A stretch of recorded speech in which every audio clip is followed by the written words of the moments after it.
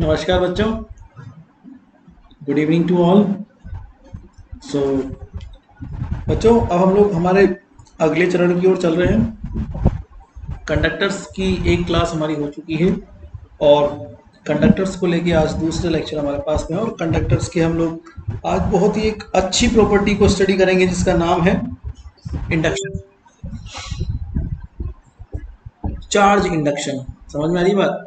तो ये last question था। अब आज एक क्वेश्चन और कराऊंगा मैं, जिसमें हम इंडक्शन का एक बहुत अच्छा कॉन्सेप्ट समझने वाले हैं। तो लिखो question. A metal sphere of radius r, देखो मेटल में मतलब कंडक्टर होता है, और कंडक्टर जो होता है दो इंसुलेटिंग सरफेस से मिलकर बना होता है। ये कॉन्सेप्ट तो आपको मैंने बहुत पहले समझाया था। So a metal sphere of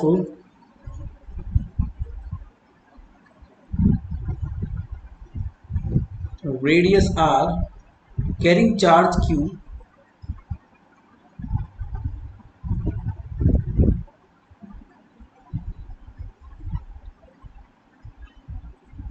carrying charge q is surrounded by a thick concentric metal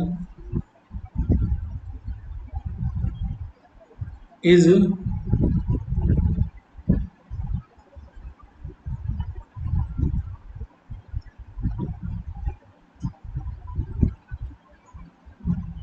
surrounded by a thick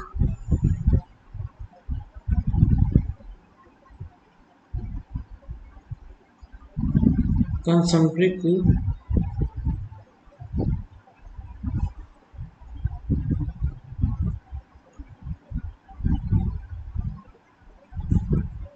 metal shell। अब थिक है मतलब मोटी है, मोटी है मतलब दो इसमें रेडियस यहाँ पर होगी। Inner radius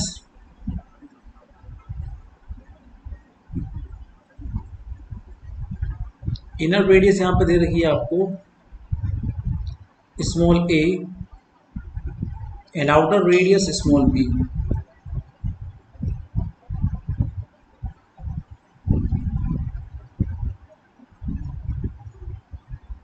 and outer radius small b as Shawn.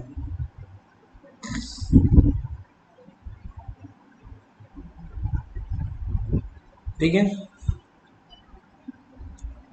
मतलब एक डायग्राम भी आपको दे रखा है। मतलब डायग्राम ये है कि यहाँ पर एक स्फेयर है, ये पूरा चार्जेस से भरा हुआ है,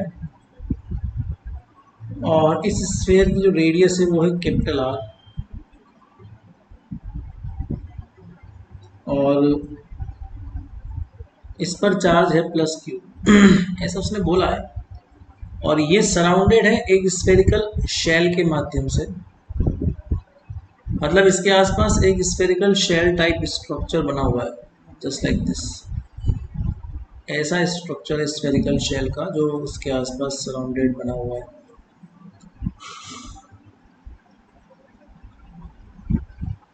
ओके, और इसमें जो है चार्जेस भरे हुए हैं स्फेरिकल शेल में, इस तरीके से चार्जेस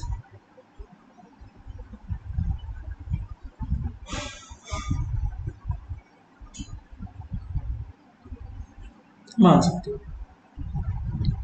इनर रेडियस जो है ना उसका, वो है स्मॉल ए, और आउटर रेडियस जो है वो है स्मॉल बी। ठीक है, already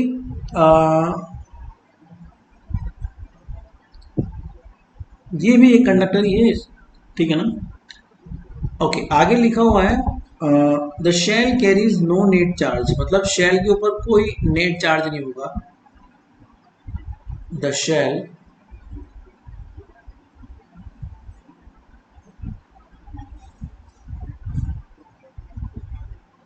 carries no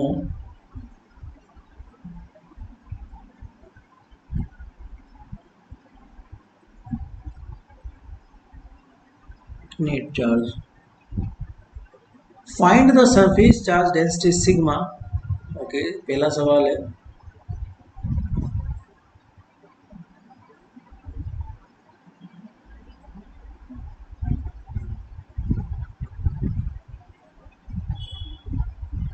find the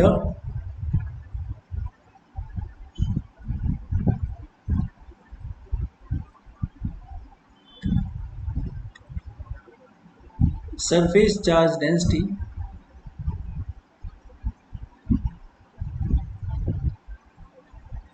at R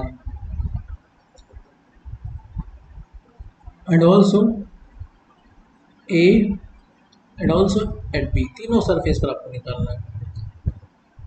दूसरा सवाल ये है, find the potential at the centre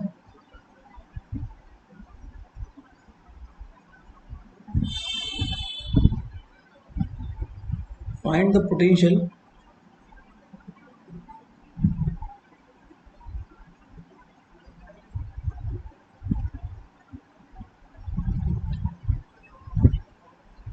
at the center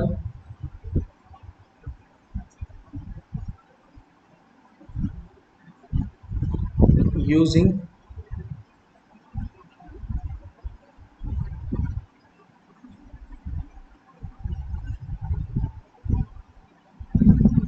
as a reference point, मतलब इन्फानाइट से आपको निकालना है ना,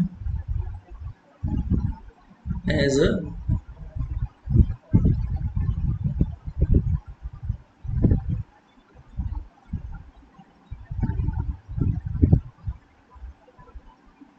लास्ट क्वेश्चन ये है, चलो एक कंडीशन है, now the outer surface touched to a grounding wire, मतलब आपने आउटर सरफेस को ग्राउंडेड कर दिया तीसरे सवाल में। Now the outer surface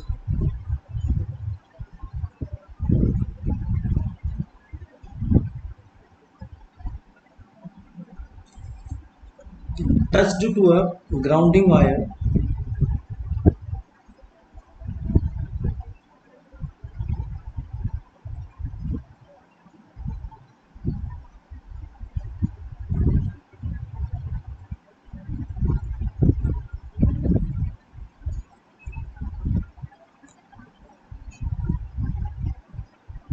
which drains of all charge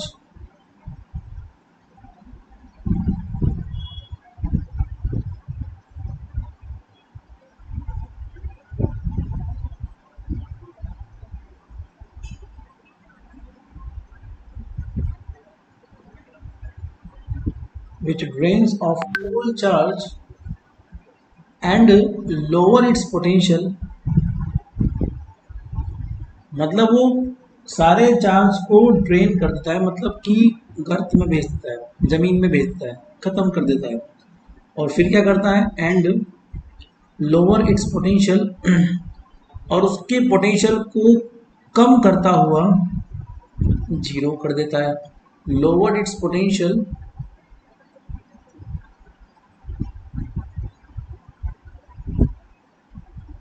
lower its potential to zero, समझना की बात, तो इसको कम करता हुआ जीरो करता है, सेम एज इन्फानाइट, जैसा कि इन्फानाइट पे जीरो था, मतलब इन्फानाइट पर भी पोटेंशियल क्या होता है, जीरो होता है उसके रेफरेंस पॉइंट पे, बस खत्म। So how do your answer, और ऐसा करते ही क्या हो जाएगा, आपका पहला और जो दूसरा क्वेश्चन था उसके आंसर में क्या चेंजेस आएंगे। So how do your answer 1 and 2 changes, कैसे उसके आंसर में चेंजेस आएंगे, आगे बात समझ में, चलो करके देखते हैं। देखो, चार्जेस निकालने के लिए सरफेस चार्ज डेंसिटी की बात करनी पड़ेगी, पर एक बात याद रखना कि आउटर सरफेस पर हमारे पास कोई भी चार्जेस है नहीं, नेट चार्ज जीरो है, बट इनर सरफेस जो है ना, जिसमें कैपिटल आर रेडियस है, वहाँ पर भर भर के चार्ज रखा हुआ है। तो कंडक्टर की प्रॉपर्टी होती है चार्ज इंडक्शन प्रॉपर्टी। मैं आपको उस चार्ज इंडक्शन प्रॉपर्टी के बारे में थोड़ा सा समझाना चाहूँगा बच्चों, ठीक है ना, समझना इस चीज़ के बारे में थोड़ा सा। तो होता क्या है, देखो बच्चों, कि जैसे मान लीजिए कि तो देखो बच्चों, अब हम लोग है ना चार्ज इंडक्शन की बातें करेंगे, क्योंकि हमको ये बात पता है कि जो कंडक्टर्स होते हैं ना वो चार्ज इंडक्शन की प्रॉपर्टीज़ को बखूबी फॉलो करते हैं।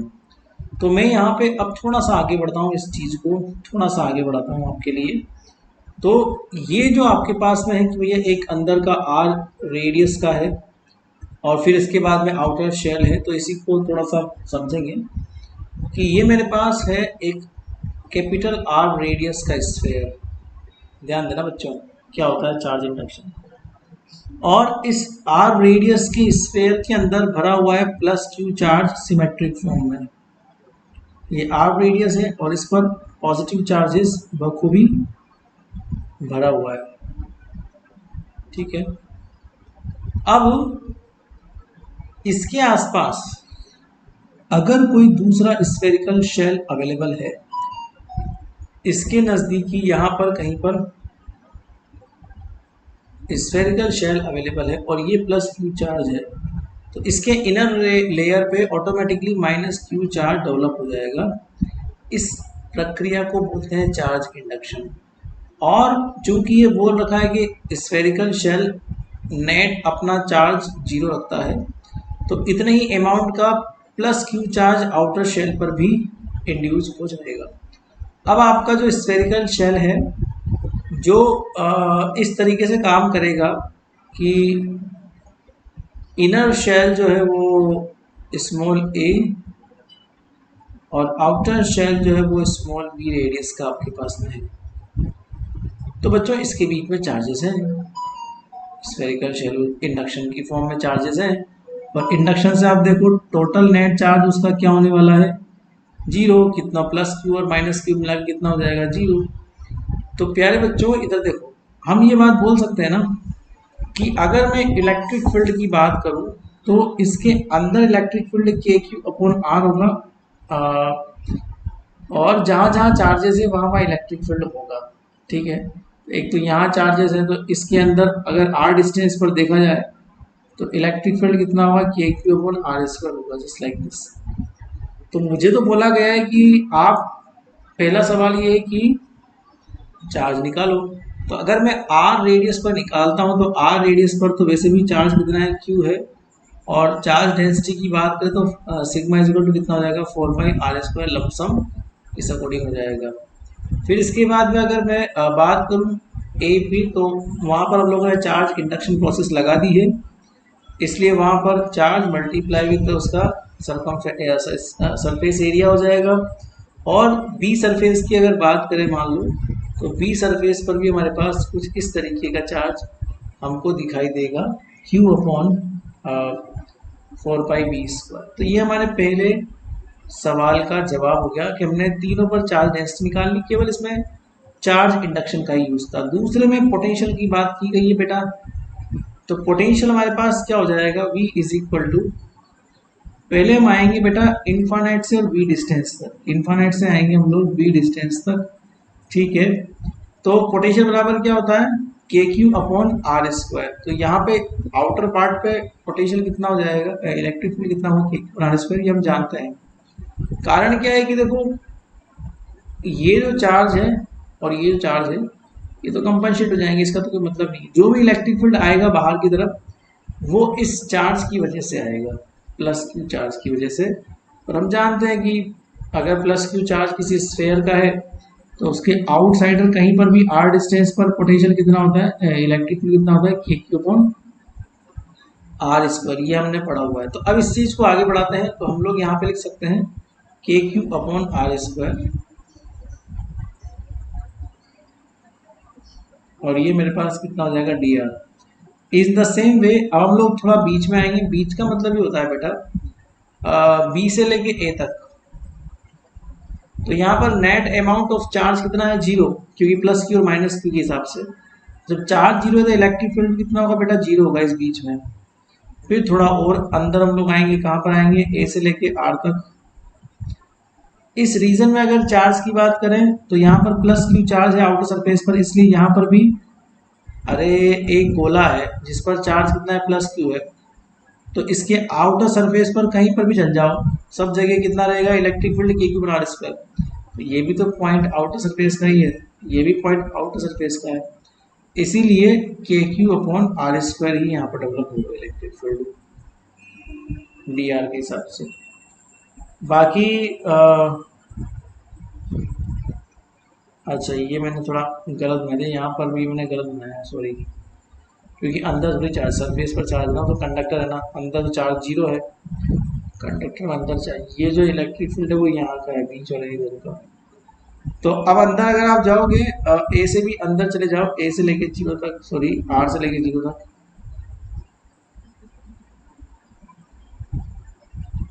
तो ये हो जाएगा जीरो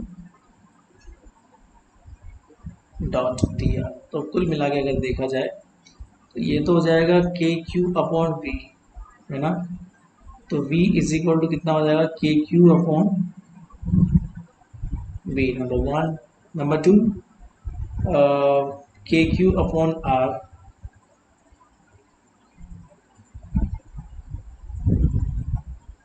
और number three k q upon ए।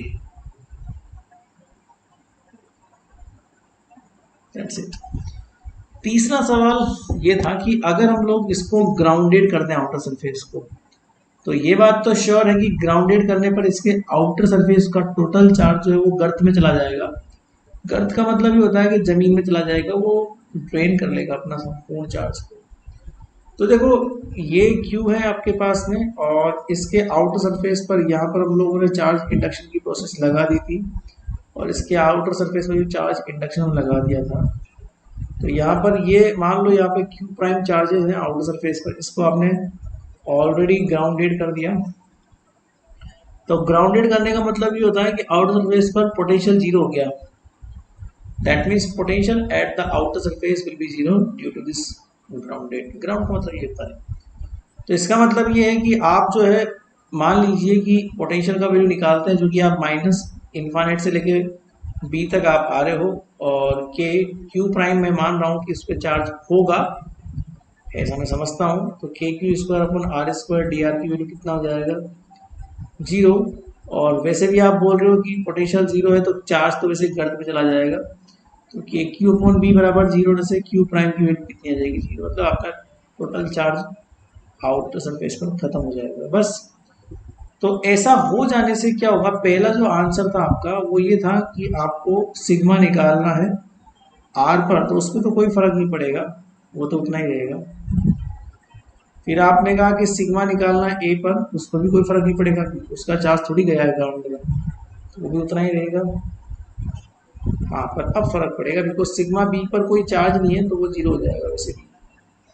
ऐसे ही पोटेंशियल की बात करें दूसरे सवाल में, तो इसमें आपका बाहर का कोई चार्ज अवेलेबल है नहीं, तो केवल के क्यू अपॉन आर सरफेस का रहेगा, और एक के क्यू अपॉन ए ये भी रहेगा। बाकी बी वाली टर्म में खत्म हो जाएगा, क्योंकि बी वाली सरफेस पर कोई चार्ज है ही नहीं। तो जब बी वाली सरफेस पर कोई चार्ज नहीं है, तो फिर किस काम का वो, ना बच्चा। तो ये चार्ज इंडक्शन की एक बड़ी बड़ी खास प्रक्रिया है। ये चार्ज इंडक्शन जो है ना, ये बड़ा काम आता है आपके ना। तो इस चार्ज इंडक्शन के ऊपर मैं आपको थोड़ा सा और आज भाषण देने वाला हूँ, ठीक है। चार्ज इंडक्शन को थोड़ा सा मैं आज आपको और समझाने वाला हूँ, तो ध्यान से समझिएगा आखिर ये चार्ज इंडक्शन भला क्या है। हिंदी में समझाऊँ या इंग्लिश में समझाऊँ, पर आपको समझ में आना चाहिए, सवाल होना चाहिए, ठीक है ना। ओके।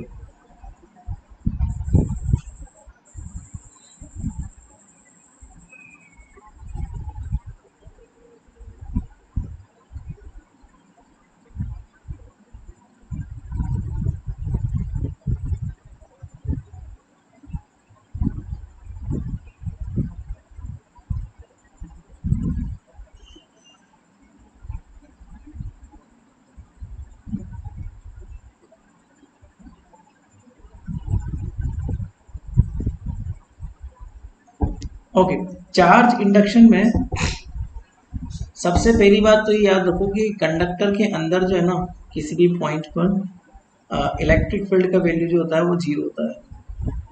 सबसे पहली प्रोसेस तो आप ये याद रखें। तो इसके ऊपर बेस्ड मैं आपको कुछ सवाल कराऊंगा ताकि आपको चार्ज इंडक्टेंस समझ में आ जाए। तो लिखूं, two conducting plates x and Y,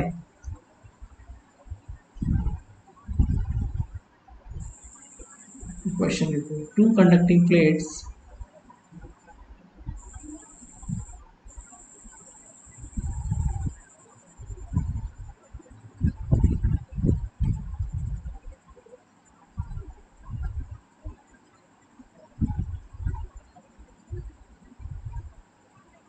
x and y, each having large surface area,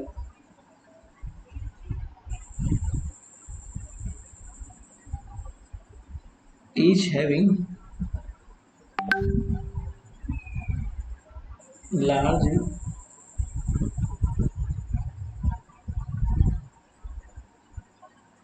surface area, capital A, on one side, on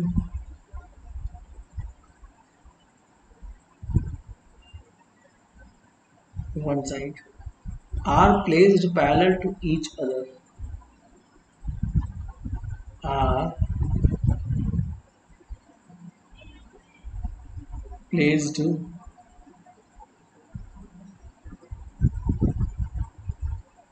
parallel to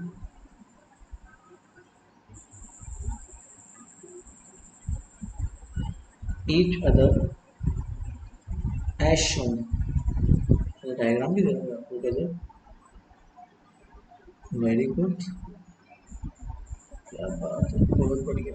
diagram आपको ऐसे दे रखा है बेटा कि ये प्लेट है,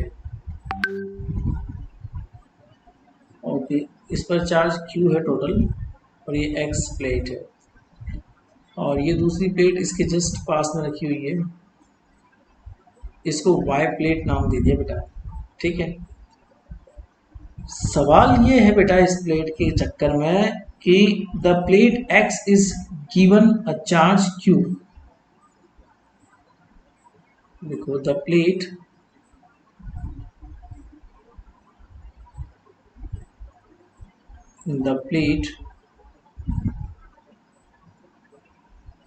X is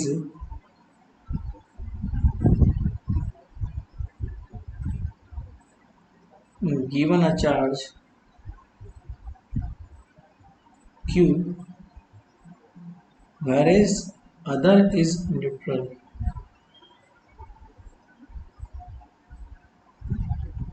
whereas other is neutral,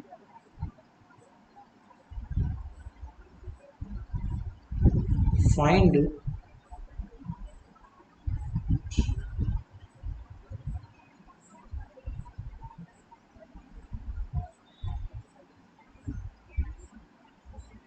okay, क्या क्या निकालना जरा देखते हैं। द सरफेस चार्ज डेंसिटी, सवाल number A, the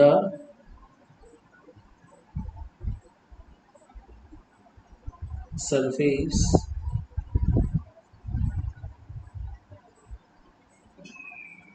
charge density at the inner surface of the at the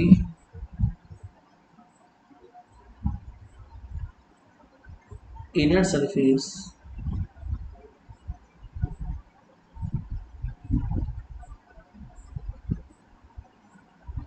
of the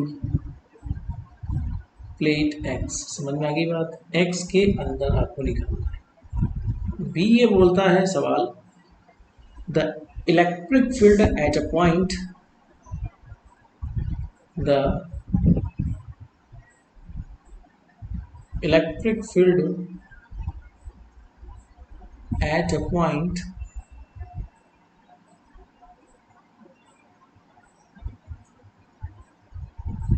to the left of the plates, दोनों plate के left में ना, to the left of the plates दोनों plate के left side में, ठीक है ना बेटा। और सी ये सवाल बोलता है electric field at a point in between the plates, the electric field at a point in between the plates, in between the plates, okay। D number सवाल ये बोलता है the electric field at a point to the right of the plate, the electric field at a point to the right of the plates,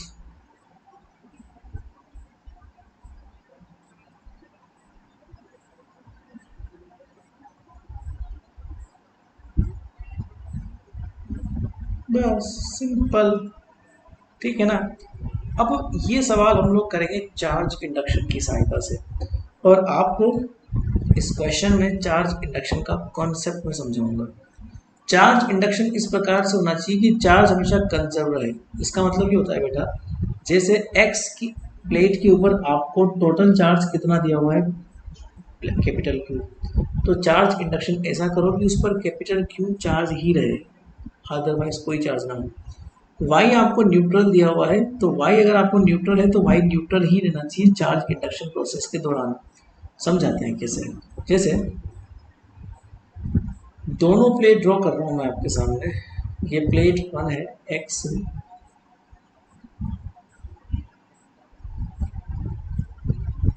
और ये plate Y है।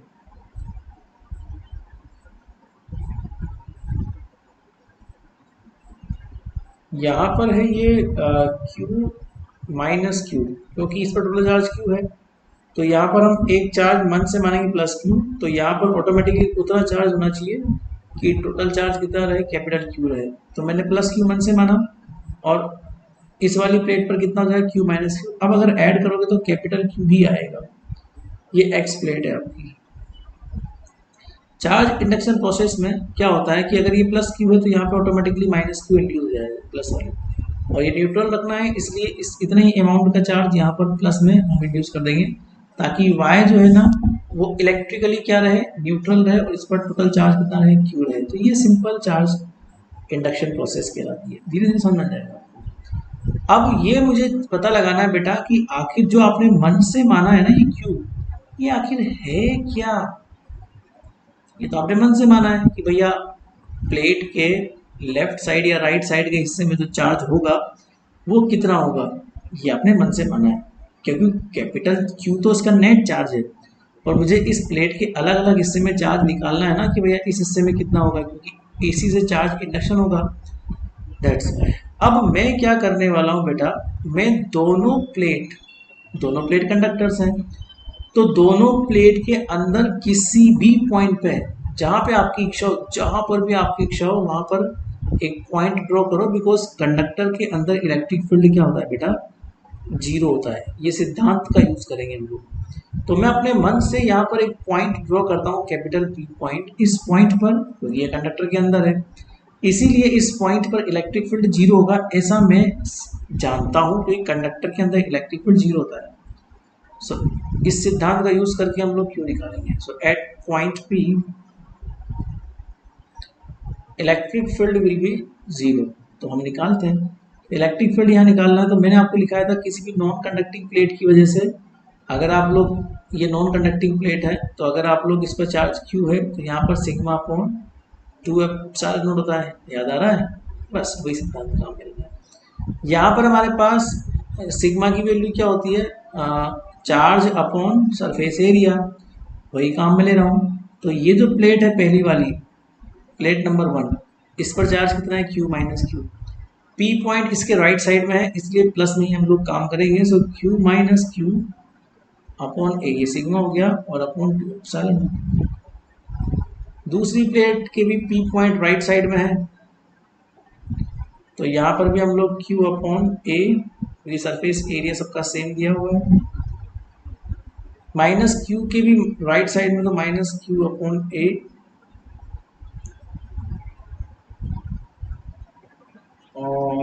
Plus Q के left side में है तो इसको नेगेटिव करना पड़ेगा हमको ना। सो क्यू अपॉन ए इन सब स्थिति के बराबर में हम क्या लिखेंगे, जीरो। और इसको सॉल्व कर लेंगे। इस इक्वेशन को आप लोग सॉल्व कर लीजिएगा तो आपका जो आंसर है वो आ जाएगा q is equal to q by two. ये सिद्धांत की बात कर रहा हूँ मैं आपके लिए बच्चों, इस सिद्धांत की बात कर रहा हूँ मैं। इसका मतलब इस प्लेट के ऊपर कितना चार्ज होगा, क्यू बाई टू, और उतने ही अमाउंट का चार्ज इस प्लेट पर भी होगा, क्यू बाई टू, और माइनस यहाँ पर हो जाएगा तो माइनस क्यू बाई टू, यहाँ पर भी प्लस क्यू है तो ये भी क्यू बाई टू। ये हमारा चार्ज का वैल्यू आ गया। तो कुल मिला के इलेक्ट्रिक फील्ड जीरो हो जाएगा। अब हम लोग बात करते हैं प्रश्नों की। प्रश्न ये है, the electric field at a point to the left of the plates. तो अगर मैं नहीं sorry the surface charge density at the inner surface of plate x, कुछ नहीं है, देखो इनर सरफेस से पूरा है उसमें, तो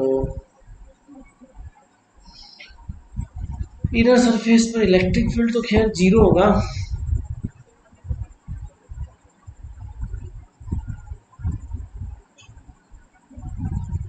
चलो करते हैं इनर सरफेस की अगर बात करें, ये वाली सरफेस इसकी बात करेंगे हम लोग।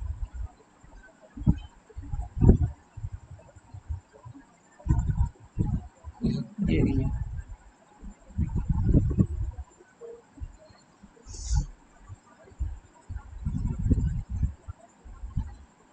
पूछा क्या आपको, the surface charge density at the inner surface of the plate, ठीक है। Surface charge density at the inner surface of the plate, तो जो ए नंबर सवाल है उसका आंसर है surface charge density at the inner surface of the plates. तो ये तो आउटर सरफेस है ना बेटा, ये आउटर सरफेस है, ये भी आउटर सरफेस है, तो इनर सरफेस तो ये वाली हो जाएगी, देखिए वाली हो जाएगी। तो सिग्मा बराबर कितना हो जाएगा, Q upon surface area. Q का वैल्यू कितना है, Q by to, so Q by to multiply with है, और वही दूसरे वाली इनर सरफेस पर होगा। इसने इनर सरफेस एक्स का बोला है कि वाई का बोला है, अच्छा एक्स का बोला है। हाँ तो सरफेस चार्ज डेंसिटी वाई का निकालना ही नहीं है, surface charge density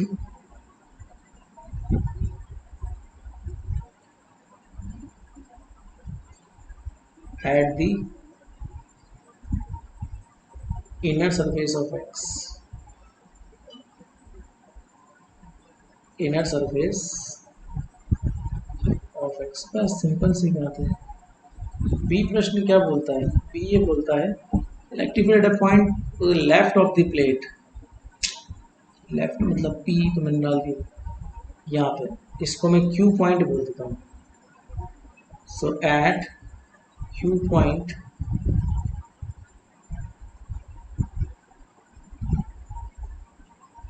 at q point पर कितना हो जाएगा देखना, लेफ्ट साइड में वही है ना, ठीक है। सो पहले प्लेट की वजह निकालते हैं तो minus q upon two a and two epsilon left side में ना, और यहाँ फिर से minus q upon two a two epsilon naught, फिर माइनस क्यू है तो minus minus plus q upon two a, और फिर माइनस है तो minus q upon two a two epsilon naught. तो दो तो पड़ जाएंगे, फिर ये दो ही बचेंगे, दो की वजह से कितना हो जाएगा, माइनस माइनस आ जाएगा, ठीक है। तो ये हो जाएगा minus q upon two A epsilon not, और नॉर्मल होगा तो ये हो जाएगा, बस ये लेफ्ट साइड में हो जाएगा। सवाल नंबर सी, सी ये बोल रहा है बिटवीन द प्लेट्स, मतलब यहाँ पर पी क्यू, इसको आर पॉइंट बोलता हूँ मैं, p q r between the plates, ठीक है। तो इस पर देखते हैं, तो एट आर पॉइंट एट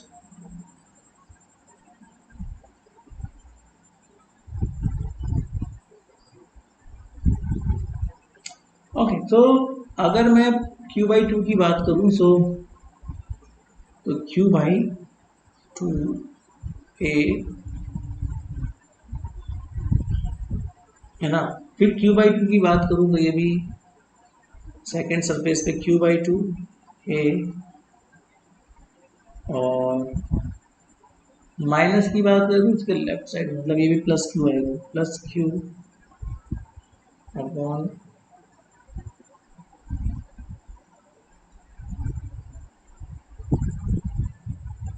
और प्लस इसके तरफ है ना लेफ्ट साइड में तो माइनस क्यू अपॉन 2A,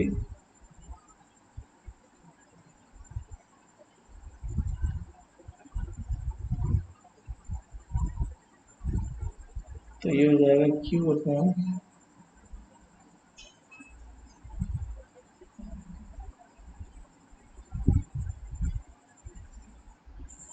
अब ये बोल रहा है, ये दूसरा आंसर हो गया। अब ये बोल रहा है कहाँ पे निकालना है, डी वाला राइट टू द प्लेट। अब ये आपके ऊपर छोड़ता हूँ मैं ना, मतलब पी क्यू आर तो मैंने निकाल दिया। राइट साइड में कोई भी पॉइंट ले लो, ये एस पॉइंट, तो इस एस पॉइंट पर आप निकाल लो।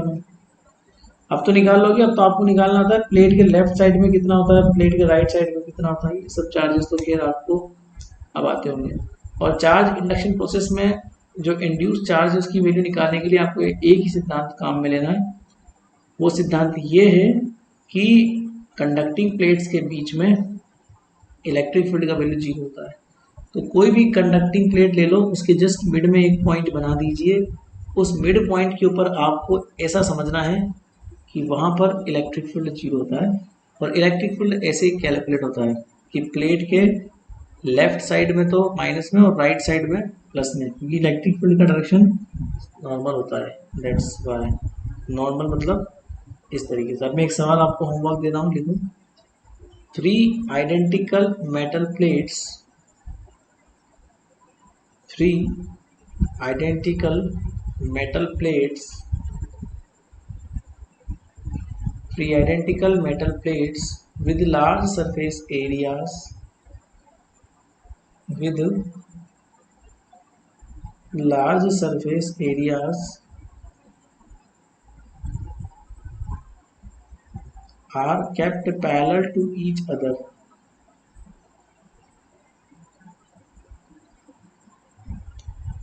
are kept parallel to each other as shown in figure, are kept parallel to each other as shown in figure। मैं बना दूंगा फिगर, आप लिख लो पहले, full stop. The leftmost plate, the leftmost plate मतलब सबसे बाईं ओर, the leftmost plate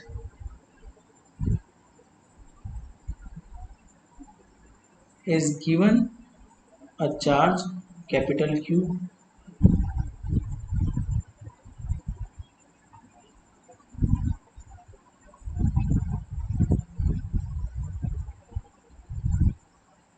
is given a charge capital Q, comma rightmost having a charge minus 2Q, rightmost having a charge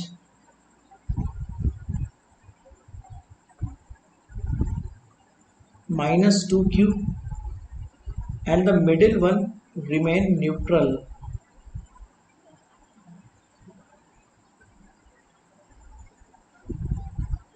and the middle one remain neutral. Find the charge distribution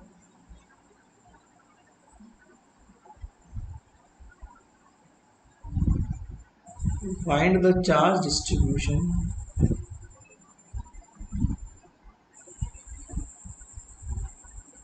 on the outer surface of on the outer surface of the every plate, on the outer surface of every plate।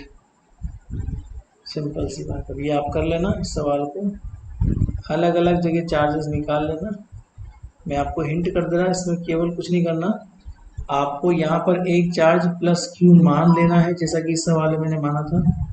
फिर उसका induction लगा देना कि अगर यहाँ plus Q है तो यहाँ पर क्यू माइनस क्यू हो जाएगा, यहाँ पर माइनस क्यू हो जाएगा, यहाँ प्लस क्यू हो जाएगा, बिकॉज इलेक्ट्रॉन न्यूट्रल करना है। और फिर अगर यहाँ प्लस क्यू तो यहाँ माइनस क्यू, और इसको टोटल माइनस टू क्यू देना है, तो यहाँ पर माइनस टू क्यू और प्लस क्यू यहाँ पर इंडक्शन हो जाएगा। इस तरह से सिंपल चार्जेस कर लेना। वो इलेक्ट्रिक फील्ड किसी भी पॉइंट पर देख लेना अंदर की तरफ, तो अंदर मान लो कोई भी एक पॉइंट है, जैसे इस पॉइंट को आप लोग मान लेना कि ए पॉइंट है। इस ए पॉइंट पर इलेक्ट्रिक फील्ड जीरो पुट करके और फिर क्यू की वैल्यू निकाल लेना, आपका क्यू आ जाएगा 3q/2। फिर जहाँ जहाँ इसने बोला है वहाँ वहाँ क्या निकाल लेना आप लोग, इलेक्ट्रिक फील्ड निकालना। एवरी प्लेट के आउटर सरफेस पर इलेक्ट्रिक फील्ड निकालना, बस बीच में कहीं पे जहाँ भी आपको निकालना है। अगला सवाल लिखो। अब की बार प्लेट्स को मैं थोड़ा सा टेढ़ा कर देता हूँ। टेढ़ा इन द सेंस ये है बेटा, टेढ़ा का मतलब ये होता है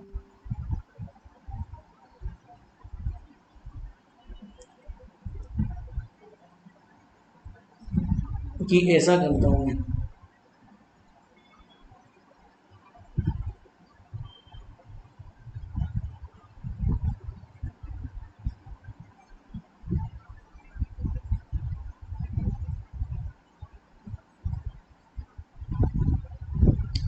इसमें ये प्लस क्यू है,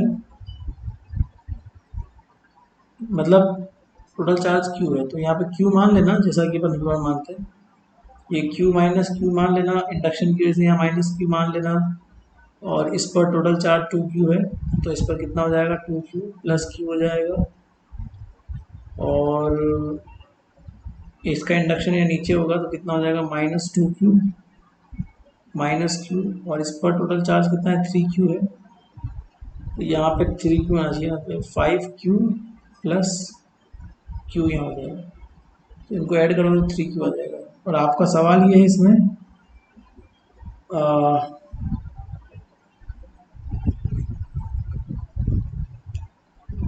यहाँ पर आपको charge on the upper plate of b, ये सवाल निकालना है। ये ए है, ये बी है और ये सी है। सवाल ये है charge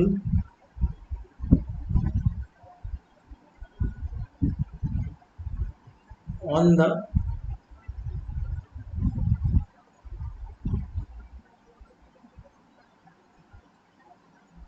upper plate of b, तो इसको आप चाहो तो खड़ा कर लो, आड़ा में समझ में नहीं आया तो खड़ा कर लेना।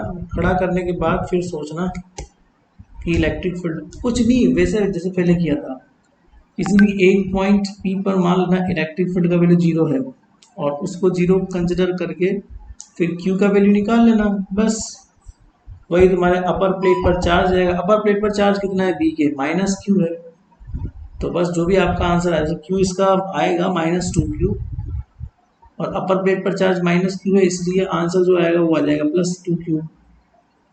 ये तुम्हारा आंसर हो जाएगा, सिंपल है ना। ये सारे एक ही कॉन्सेप्ट पे बेस्ड क्वेश्चन है बेटा, इनको ऐसे हेडेक मत लेना कि भाई ये सवाल होगा नहीं, नहीं होगा, होगा नहीं होगा, ऐसे कोई जरूरत नहीं हेडेक लेने की, ठीक है।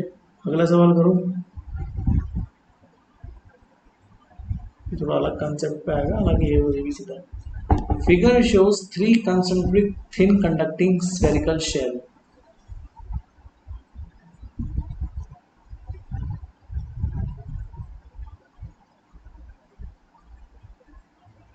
देखो figure shows 3 concentric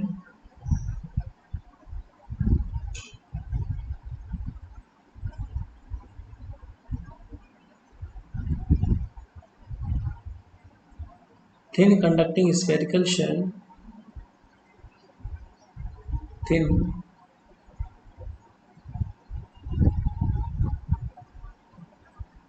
conducting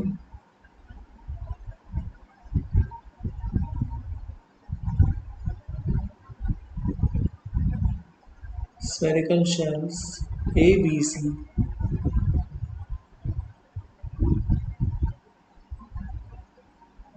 and of radii A, B, C respectively, of radii A, B, C respectively. Okay. The shells A and C are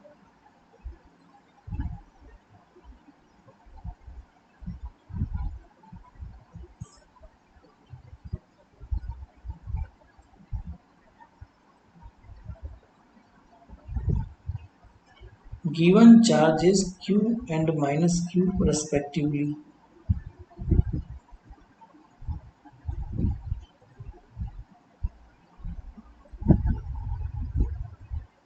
Given charges Q and minus Q respectively,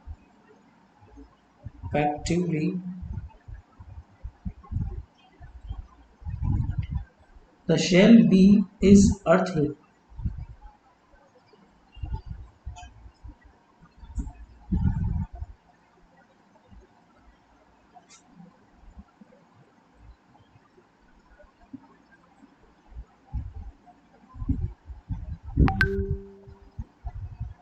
Find the charges appearing on the surface of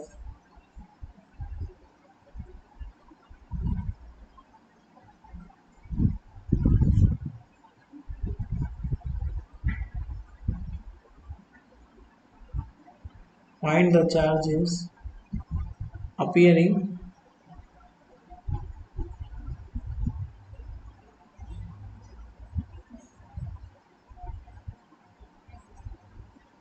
on the surface of B and C.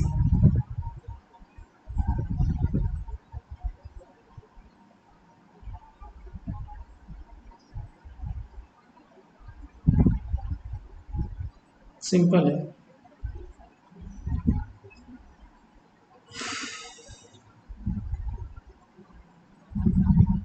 ध्यान देना।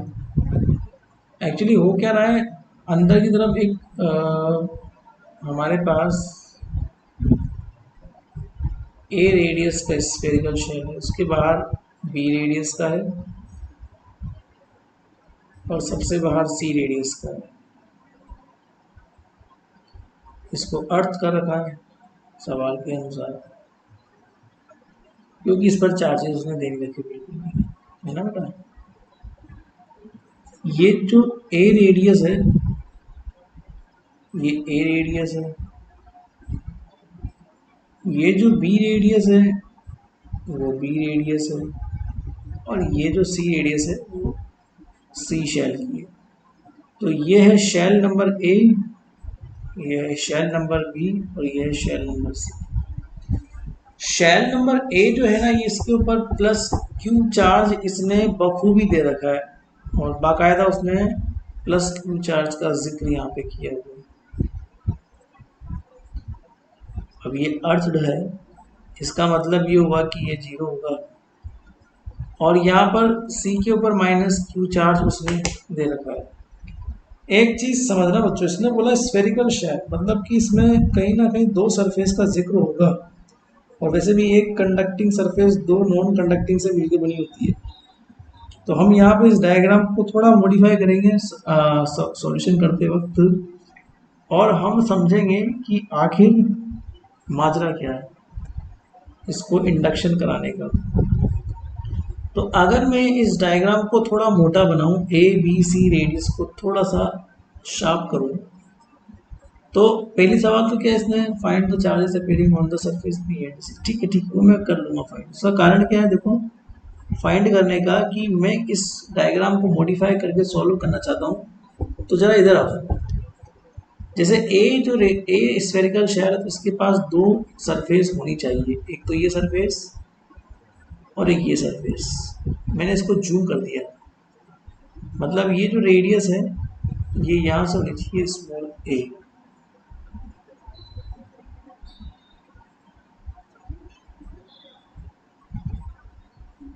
ये ए का radius small ए यहाँ होना चाहिए। फिर इसके outer पे हम आएंगे,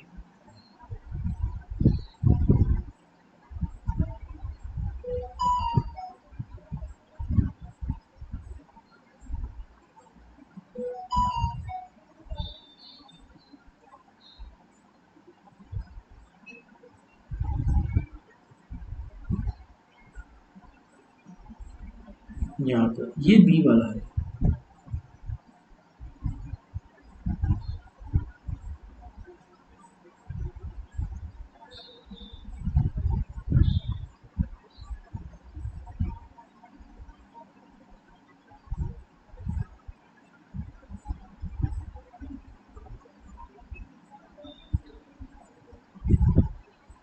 यहाँ से यहाँ पर जो है वो बी है रेडियस, और ये बी नंबर का स्क्वायर है। ये ग्राउंडेड उसने आउटर शेल को दे रखा है बेटा। तो मैं इसमें अगर चार्ज इंडक्शन प्रोसेस लगाऊं भी सही, तो इसकी ये इसके आउटर सरफेस में प्लस क्यू चार्ज आपको गिवन है। तो इंडक्शन प्रोसेस के माध्यम से यहाँ पर माइनस क्यू चार्ज होगा, और यहाँ पर क्यू प्राइम मान लेते हैं, हालांकि वो रिजल्टेंट जीरो होगा क्यू प्राइम और क्यू मिला के, बट फिर भी एक बार को हम मान लेते हैं। फिर इसके बाद में इसकी आउटर सरफेस सी वाली आ जाएगी।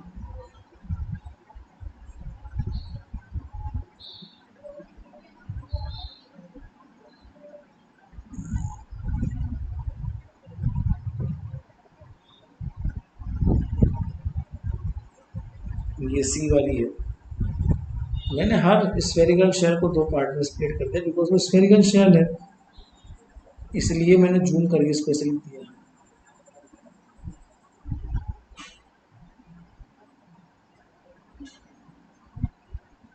अब ये सी है, ये सी है, तो ये क्यू प्राइम है, तो फिर यहाँ पर भी माइनस क्यू प्राइम इंड्यूस हो जाएगा अपने आप ही, और फिर इसको न्यूट्रल करना है आपको। तो इस पे ऑलरेडी कितना था, माइनस क्यू पहले से था, और आपने माइनस क्यू प्राइम का एक और इंडक्शन दिया, तो प्लस क्यू प्राइम यहाँ पर हो जाएगा टोटल मिला के। अब मुझे इस क्यू प्राइम की वैल्यू निकालनी है। तो मैंने बोला है कि बी का आउटर सरफेस ग्राउंडेड है, मतलब b b potential at b point will be zero. तो पोटेंशियल एट बी पॉइंट निकालेंगे तो इन्फानाइट से पहले हम लोग आएंगे सी तक, आउटर सरफेस तक। वहाँ इलेक्ट्रिक फील्ड चेक करेंगे तो k q upon r square, तो के क्यू कितना है आउटर सरफेस पर, q prime minus q upon r square, मतलब आर स्क्वायर, और ये हो जाएगा हमारे पास डी आर। फिर माइनस दूसरा है सी पॉइंट से आपको आना पड़ेगा कहाँ तक, बी पॉइंट तक, और बी पॉइंट तक आते आते आपका हो जाएगा केवल क्यू प्राइम चार्ज। अंदर तो क्यू प्राइम ही है ना बेटा, अरे बी पॉइंट तक आप आओगे तो मिड में तो क्यू प्राइम ही है, ये सब चीज जीरो हो जाएगा, तो k q prime upon r square, इस पॉइंट से इस पॉइंट तक, ठीक है। ओके, अब हमारे पास कितना बचा चार्ज, बस अब तो बस आपको ये तक तो आता है, बीप सरफेस तक, यहाँ तक आप आ गए। तो आपने दो दरिया पार किया, एक तो यहाँ का जो है ना, यहाँ का इलेक्ट्रिक फील्ड लिया सी तक का, और फिर उसके बाद आपने यहाँ तक का लिया, यहाँ पर। तो यहाँ तो केवल ये क्यू प्राइम का ही आधिपत्य होगा, बाकी तो सब खत्म।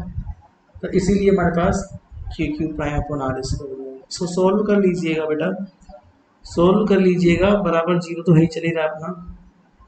तो after solving this you will get q prime is equal to b q upon सी।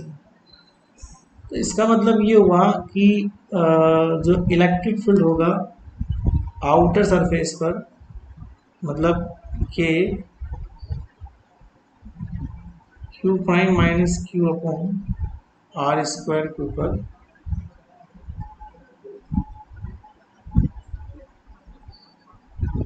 वो आप निकालना क्यू प्राइम की वैल्यू पुट करके, और ये इलेक्ट्रिक फील्ड यहाँ पर होगा, और यहाँ पर इलेक्ट्रिक फील्ड आपको मैं बता ही दिया कितना होगा, k q prime r square, solution में कर लिया ऊपर। तो charge on inner surface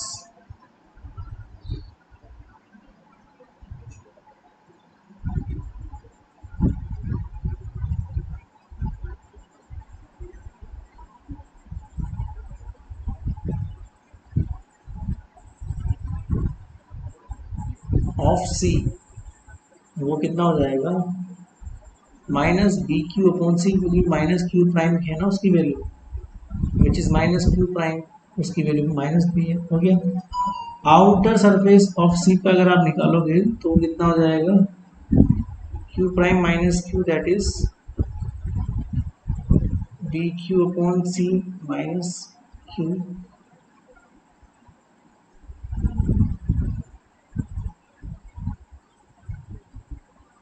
Q b upon c minus q. Total निकालोगे तो टोटल ऑन सी कितना हो जाएगा, माइनस क्यू, जो कि दे रखा है आपको, और माइनस क्यू आना भी चाहिए क्योंकि चार्ज कंजर्वेशन रूल लागू हो रहा है ना उसमें से।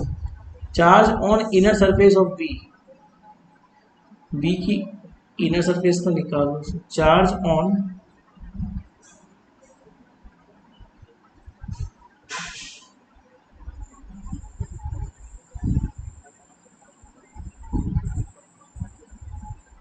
Inner surface of B,